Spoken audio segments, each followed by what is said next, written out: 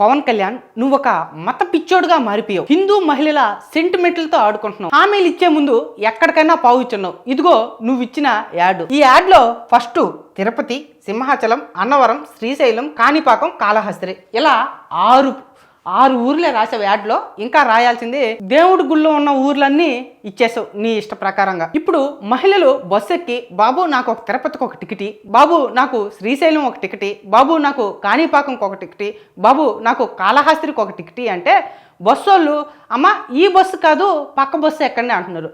అబ్బా చంద్రబాబు గవర్నమెంట్లో ఎంత మర్యాదగా చెప్తున్నారా పక్క బస్సు ఎక్కమని.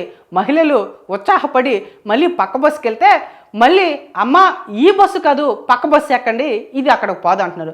ఇలా బస్ స్టాండ్ చుట్టూ వాళ్ళు ఈ బస్సు కాదు ఆ బస్సు కాదు పక్క బస్సు ఎక్కండి అంటున్నారే కానీ ఒక్కడు కూడా తిరుపతికి కానీ శ్రీశైలం కానీ కాణిపాకం కానీ కాళహస్తికి కానీ తీసుకొని పోతున్నారా పవన్ కళ్యాణ్? పాపం వాళ్ళు బస్ స్టాండ్ చుట్టూ కాళ్ళు అరిగేటట్టు తిరుగుతున్నారే కానీ ఒక్క బస్సు కూడా నువ్వు ఇక్కడ రాసిన ఊర్లకి వెళ్ళటం లేదు పవన్ కళ్యాణ్. పట్టపగలు మహిళల్ని పచ్చిగా మోసం చేసావు పవన్ కళ్యాణ్. పైగా దానికి ఒక పేరు పెట్టు, స్త్రీ శక్తి అని.